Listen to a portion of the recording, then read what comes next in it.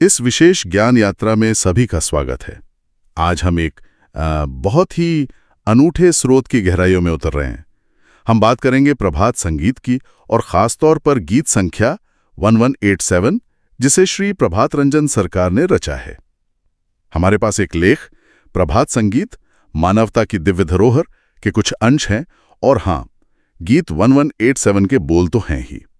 हमारा इरादा है कि इस गीत के हर पहलू को समझें, मतलब इसके भावों को महसूस करें और देखें कि ये आज के दौर में हमारे लिए क्या मायने रखता है। ये आध्यात्मिकता, संगीत और कविता का एक अद्भुत संगम है। तो चलिए इसे समझने का प्रयास करते हैं। लेकिन इससे पहले कि हम सीधे गीत में उतरें, क्या आप प्रभात संगीत के बारे में थोड़ा बता सकती हैं, बस एक आधार तैयार करने के लिए? जरूर। देखिए, प्रभात संगीत सिर्फ गाने नहीं है। ये श्री श्री आनंद मूर्ति यानी श्री प्रभात रंजन सरकार द्वारा रचे गए पूरे 5018 गीतों का एक विशाल संग्रह है। इन्हें हम मानवता के लिए एक संगीतमय और आप कह सकते हैं आध्यात्मिक विरासत मान सकते हैं। 5018 गीत? जी हाँ। और इनकी रचना सिर्फ 8 सालों में हुई, 1982 से 1990 के बीच। ये अपने आप में आप सोचिए कितनी कमाल की बात है। 8 साल में 5000 से ज्यादा, ये तो अविश्वसनीय है। इनमें क्या खास है, मतलब ऐसी क्या बात है इन गीतों में? देखिए, कई चीजें हैं। एक तो इसमें भक्ति के जो 5 भाव है ना, शांत, दास्य, सख्य, वात्सल्य और माधुर्य। अच्छा। हाँ, जिसमें वो विरह, मिलन, श्रृंगार सब शामिल है, वो सब मिलते हैं। ये अलग अलग तरीके हैं परमात्मा से जुड़ने के, उनकी भावनाओं के। दूसरी बात, ये कई भाषाओं में है। मूल तो बांग्ला है, पर हिंदी, अंग्रेजी, संस्कृत, उर्दू और यहाँ तक कि कई क्षेत्रीय भाषाएं भी शामिल हैं। अच्छा। हाँ, तो ये इसे किसी एक जगह या संस्कृति तक सीमित नहीं रखता, बल्कि ये इसे एक वैश्विक पहचान देता है। यानी भाषा की दीवारें तोड़कर एक सार्वभौमिक संदेश। बिल्कुल। और इनमें भावनाएं बहुत गहरी हैं। प्रेम है, समर्पण है, प्रकृति का सौंदर्य, कहीं सामाजिक दर्द की झलक, मानवता का संदेश और वो आध्यात्मिक उड़ान भरने की प्रेरणा। संगीत भी आप देखेंगी तो शास्त्रीय और लोक संगीत का एक बहुत सुंदर मिश्रण है। तो इनका मकसद सिर्फ मनोरंजन नहीं, बल्कि आत्मविकास, साधना, सेवा और समाज को जगाना भी है। तो ये सिर्फ सुनने के लिए नहीं, बल्कि जीने के लिए संगीत है, ऐसा कह सकते हैं? हाँ, कुछ ऐसा ही। इसे कई लोग आनंद मार्गदर्शन का काव्यात्मक रूप भी कहते हैं। ये हमें रोजमर्रा की भागदौड़ से ऊपर उठाकर प्रेम और मानवता की ओर ले जाने वाली एक आध्यात्मिक लहर है एक तरह से। और गीत संख्या 1187, जिसकी हम आज बात करने वाले हैं, वो इन सब बातों का एक बहुत ही बेहतरीन उदाहरण है। बढ़िया। इस पृष्ठभूमि के साथ मुझे लगता है गीत को समझना और आसान होगा। तो गीत 1187 की पहली पंक्तियां हैं, तुम्हारे ही प्रीति ते गढ़ा, तुम्हारे गीती ते भरा। यानी तुम्हारे ही प्रेम से निर्मित, तुम्हारे ही गीत से भरा हुआ। ये पंक्तियां तो सीधे इशारा करती हैं कि सब कुछ एक ही दिव्य स्रोत से है ना? बिल्कुल। पहला पूरा छंद है,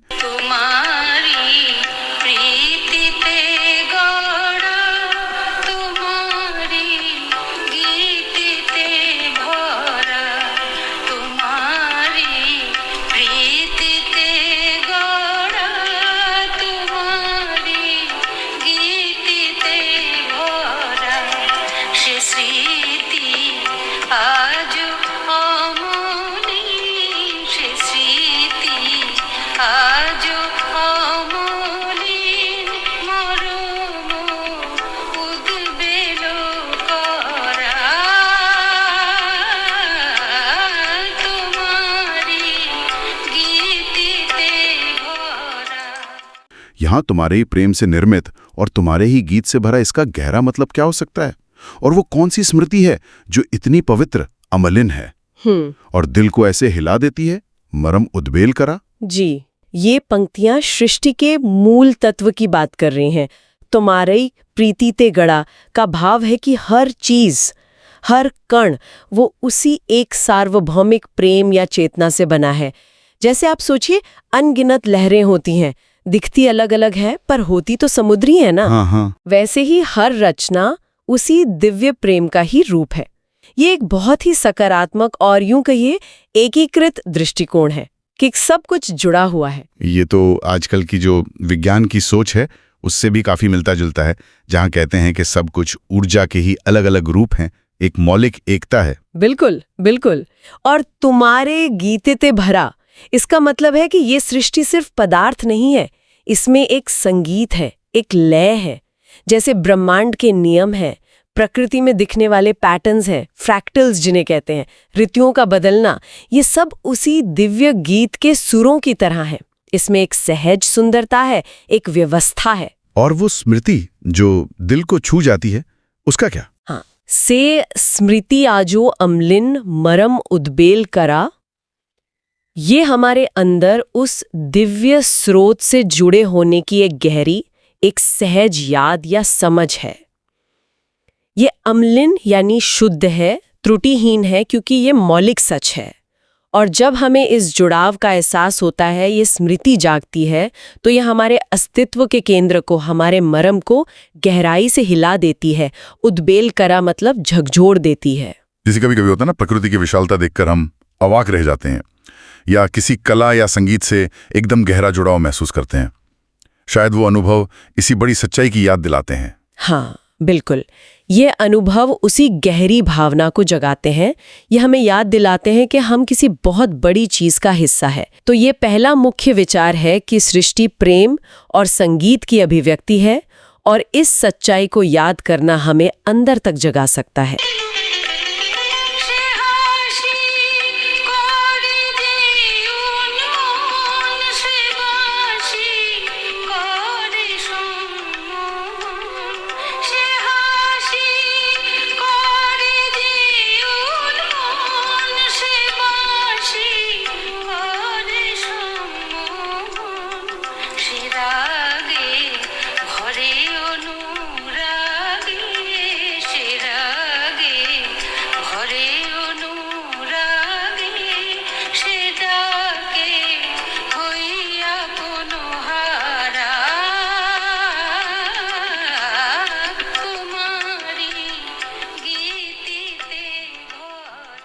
से रागे भरे अनुरागे से ढाके हई आपनहारा। यहाँ वो मुस्कान जो मन भटका दे, उन्मन, और वो बांसुरी जो सम्मोहित कर ले, सम्मोहन, इनका क्या मतलब है? ये थोड़ा रहस्यमयी लगता है। हाँ, वो मुस्कान सृष्टि में छिपे उस सूक्ष्म आनंद या खिंचाव का प्रतीक है। वो इतनी प्यारी है, इतनी आकर्षक है कि मन को उन्मन कर देती है, मतलब दुनिया की छोटी मोटी चिंताओं से खींचकर कहीं और ले जाती है। जैसे आपने कहा था, सूर्योदय की सुंदरता या किसी बच्चे की मासूम हंसी हमें थोड़ी देर के लिए सब कुछ भुला देती है। बिल्कुल। और से बाशी करे सम्मोहन, वो बांसुरी दिव्यता के बुलावे का, आध्यात्मिकता की ओर खिंचाव का प्रतीक है। जैसे हम कृष्ण की बांसुरी की कल्पना करते हैं, ये पुकार सम्मोहन जैसी है, मंत्रमुग्ध करने वाली, क्योंकि आत्मा को ये स्वाभाविक रूप से अपनी ओर खींचती है। अच्छा, तो क्या ये सिर्फ भक्ति के संदर्भ में ही है, या जैसे कोई वैज्ञानिक अपनी खोज में पूरी तरह डूब जाता है, या कोई कलाकार अपनी कला में खो जाता है, वो भी इसी तरह का सम्मोहन हो सकता है? बहुत अच्छा सवाल पूछा आपने। हाँ, ये किसी भी उस गहरे खिंचाव के लिए हो सकता है जो हमें किसी सार्थक चीज में पूरी तरह लीन कर दे, जिसे आजकल लोग फ्लो स्टेट कहते हैं ना। हाँ। वो भी शायद इसी का एक रूप है, जब आप किसी काम में इतने डूब जाते हैं कि समय का, खुद का पता नहीं चलता। और वो पुकार सिर्फ खिंचाव नहीं है, वो प्रेम से भरी है, से रागे भरे अनुरागे। जी हाँ, वो राग या धुन अनुराग यानी गहरे प्रेम और स्नेह से भरा है। ये कोई रूखी सूखी पुकार नहीं है, ये प्रेम भरी पुकार है। और इसका नतीजा क्या होता है? सिडाके है आपनहारा। जब वो पुकार सुनाई देती है, जब व्यक्ति उसे सुनता है, तो वो आपनहारा हो जाता है, यानी खुद को भूल जाता है। अपने छोटे मैं को, अपने अहंकार को भूलकर उस बड़ी चेतना में खो जाना, ये तो सीमाओं से परे जाने जैसा लगता है। एकदम। ये व्यक्तिक अहंकार का उस सार्वभौमिक चेतना में घुल जाना है, विलीन हो जाना है। जैसे कलाकार कला में, भक्त भक्ति में, या कोई साधक गहरे ध्यान में खुद को भूल जाता है। तो दूसरा बड़ा विचार यह है कि एक दिव्य आकर्षण है जो हमें अपनी ओर खींचता है, और जब हम उस पुकार पर ध्यान देते हैं तो हम अपने सीमित स्व से ऊपर उठ जाते हैं। ये एक तरह की मुक्ति है, एक स्वतंत्रता है। पहले सृष्टि का स्रोत समझा, फिर उसके आकर्षण को महसूस किया। अब अंतिम छंद है।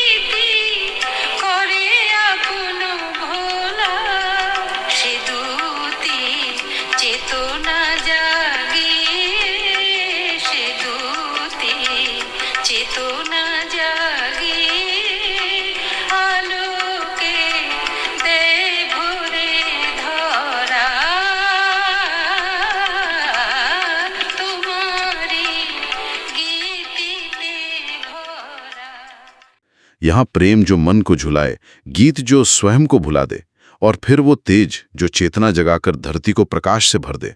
इनका क्या अर्थ हुआ? ये अंतिम छंद उस दिव्य प्रेम और गीत के प्रभाव को, उसके परिणाम को बताता है।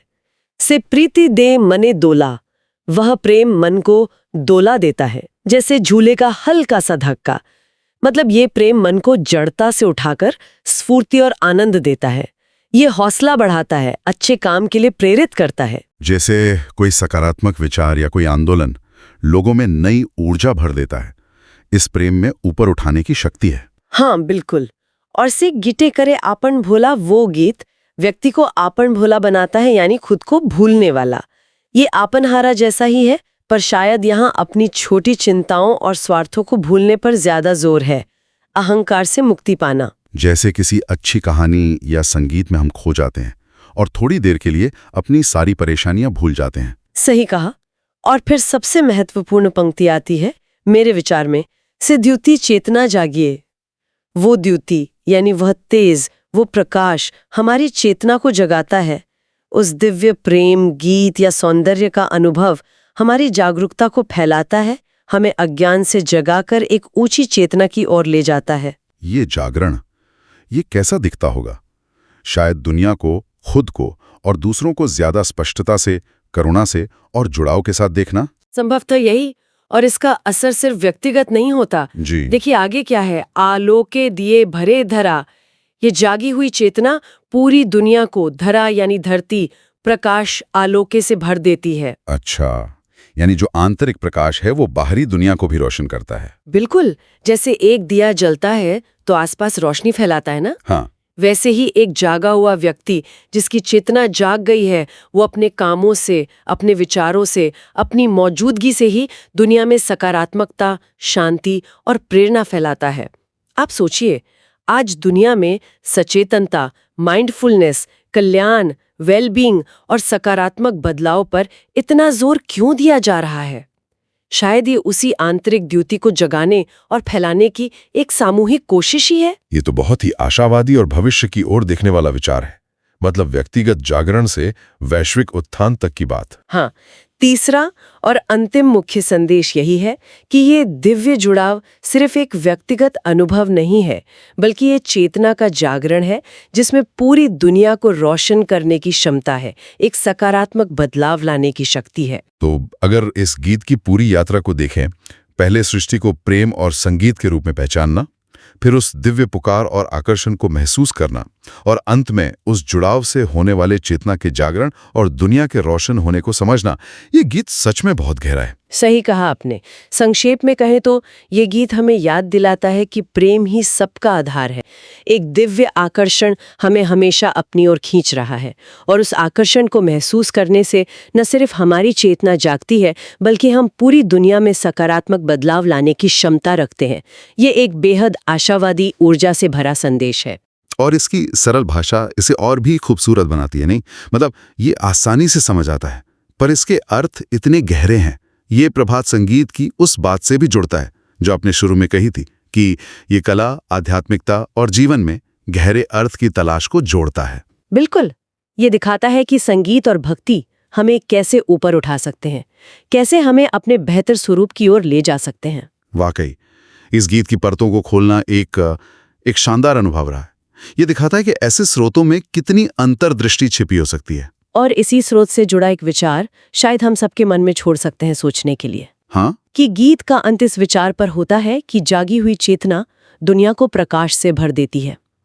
तो आज की दुनिया की जो चुनौतियां हैं, जो जटिलताएं हैं, उनको देखते हुए हर व्यक्ति उस आंतरिक द्युति यानी तेज को जगाने और दुनिया के अपने छोटे से कोने को आलोक यानी प्रकाश से भरने में योगदान देने के लिए कौन से छोटे व्यवहारिक कदम उठा सकता है। ये सोचने के लिए एक बहुत जरूरी सवाल है। खैर, इस गहरी और ऊर्जावान खोज में शामिल होने के लिए सभी का आभार।